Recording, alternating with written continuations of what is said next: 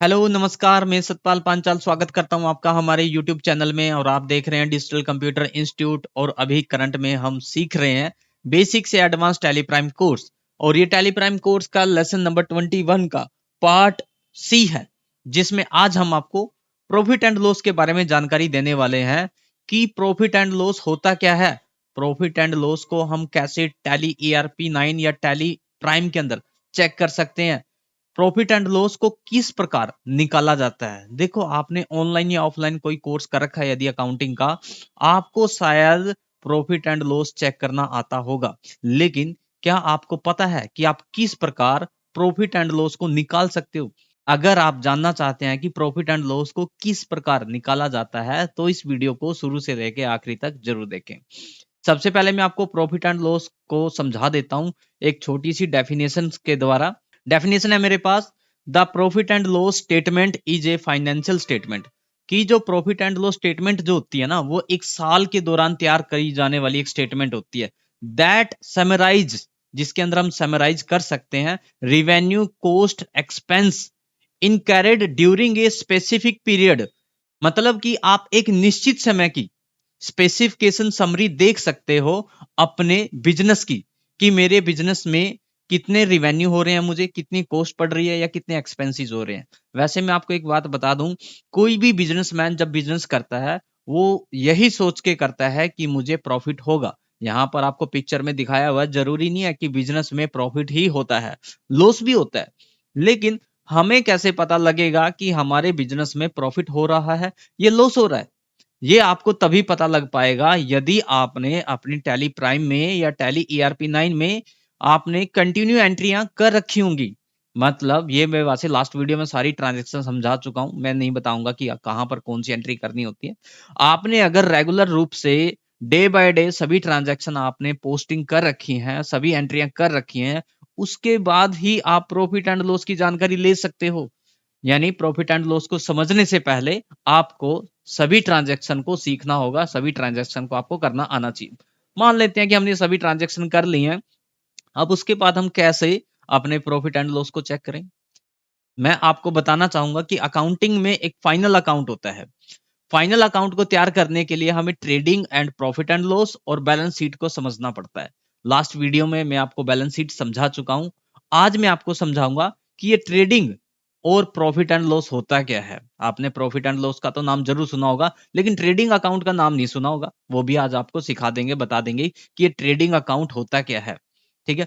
अगर आपको trading and profit and loss आ जाता है, बैलेंस शीट आ जाता है, तो आप फाइनल अकाउंट बना सकते हो। तो ज्यादा हम समझ पाएंगे अपनी टैली प्राइम के अंदर जाके। तो चलते हैं टैली प्राइम में। तो हम आ गए हैं टैली प्राइम में। अब यहां पर किस प्रकार हम प्रॉफिट एंड लॉस को चेक कर सकते हैं और अपने ट्रेडिंग अकाउंट को चेक कर सकते हैं। अगर मैं ट्रेडिंग अकाउंट की बात करूं तो यहां पर मुझे ट्रेडिंग अकाउंट का ऑप्शन ही नहीं नजर आ रहा है। मुझे यहां पर बैलेंस शीट नजर आ रहा है, प्रॉफिट एंड लॉस नजर आ रहा है, स्टॉक समरी, XYZ, बहुत सारे ऑप्शन नजर आ रहे हैं, लेकिन मुझे यहाँ पर ट्रेडिंग ऑप्शन नहीं नजर आएगा। चाहे वो आपकी टैली ERP हो, टैली प्राइम हो, रिपोर्ट्स में कहीं भी आप ट्रेडिंग अकाउंट की जानकारी नहीं ले सकते हो। अगर मुझे ये जानना हो कि मैं किस प्रकार ट्रेडिंग अकाउंट को चेक कर सकता हूं या कहां पर इसको चेक किया जाता है, तो आपको प्रॉफिट एंड लॉस में ही जाना होगा। प्रॉफिट एंड लॉस में ही ट्रेडिंग अकाउंट होता है। लेकिन बहुत सारे लोग नहीं जानते, सोच रहे होंगे कि नहीं, ऐसा थोड़ा होता है। अभी मैं आपको बता देता हूं कि ट्रेडिंग क्या होता है और प्रॉफिट एंड लॉस होता क्या है। तो जैसे हम यहाँ पर क्लिक करते हैं तो हमारे सामने प्रॉफिट एंड लॉस या ट्रेडिंग अकाउंट की एक विंडो ओपन हो जाती है, जिसमें दो पर्टिकुलर होते हैं हमारे सामने, एक लेफ्ट हैंड साइड और एक राइट हैंड साइड। इनमें हम पर्टिकुलरली एक एक चीज को मैं आपको डिटेल से बताऊंगा। पहले मैं आपको ये बता देता हूं कि ट्रेडिंग ऑप्शन कहां पर है और प्रॉफिट एंड लॉस ऑप्शन कहां पर है। और अगर आप इस विंडो को फुल डिटेल में देखना चाहते हो तो फुल डिटेल में देखने के लिए आप कीबोर्ड से प्रेस करेंगे Alt+F5। जैसे आपने प्रेस किया तो आपकी सभी डिटेल जो है वो शो होने लग जाएंगी।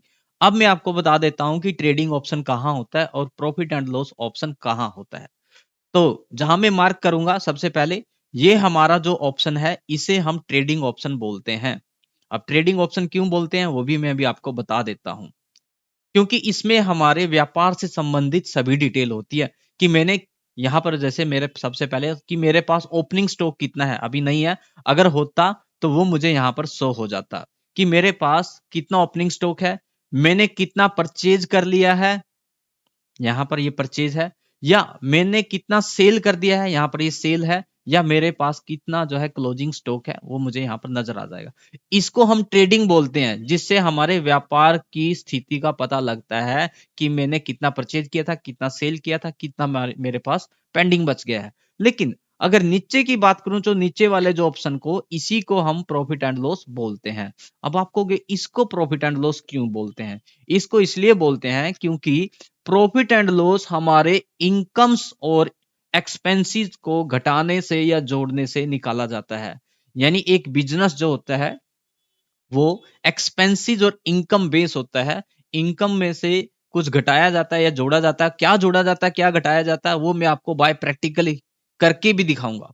ठीक है, फिलहाल तो इतना समझो, नीचे वाले ऑप्शन को प्रॉफिट एंड लॉस बोला जाता है और ऊपर वाले ऑप्शन को बोला जाता है ट्रेडिंग अकाउंट। ठीक है, चलो समझ में आ गया।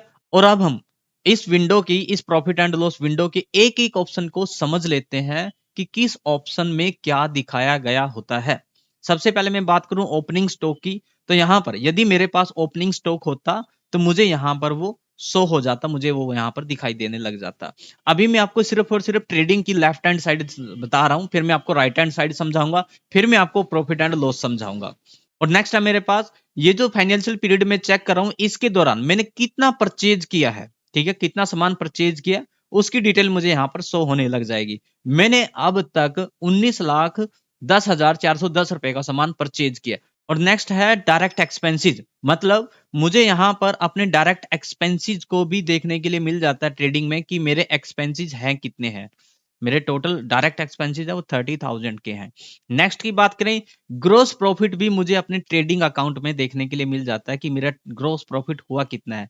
लेकिन ग्रोस प्रॉफिट को समझने के लिए आपको ट्रेडिंग की लेफ्ट हैंड साइड और राइट हैंड साइड दोनों समझ में आनी चाहिए।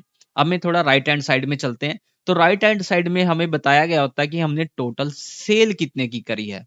ठीक है, टोटल सेल मुझे यहाँ पर नजर आ रही है, और मेरा क्लोजिंग स्टॉक कितना बच गया वो मुझे यहाँ नजर आ रहा है। अगर मुझे फुल डिटेल में जानकारी लेनी है तो मेरी फुल डिटेल यहाँ पर मुझे नजर आ जाएगी कि मेरी कितनी क्वांटिटी कौन सी बची हुई है या कितने अमाउंट की बची हुई है, मतलब फुल डिटेल आपको यहाँ पर नजर आ जाएगी।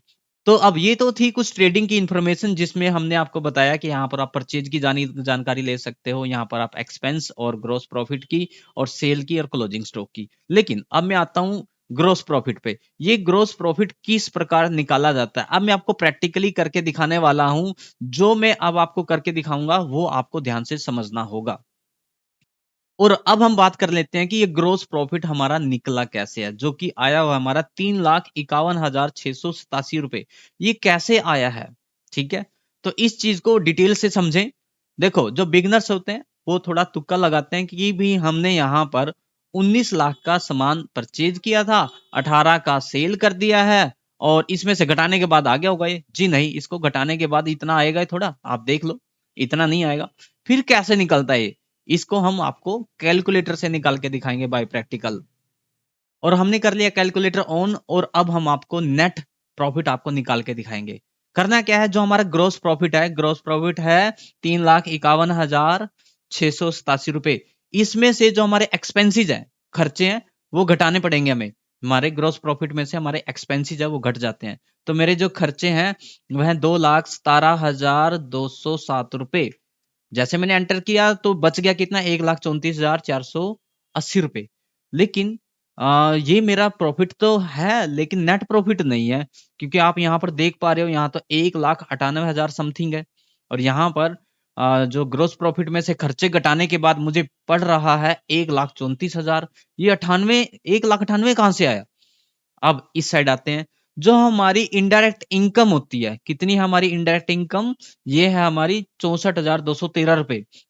ये भी एक तरह से हमारा प्रॉफिट होता है, तो ये हमारे प्रॉफिट के अंदर जुड़ जाएंगे। तो इनडायरेक्ट इनकम क्या है हमारा?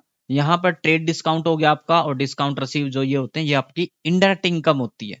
तो यहाँ पर आप इसको प्लस करेंगे, कितना है हमारे पास? 64,213 रुपए। और मैंने किया एंटर, और एंटर करने के बाद आप देखो सेम है, 1,98,693 रुपए, 1,98,693 रुपए।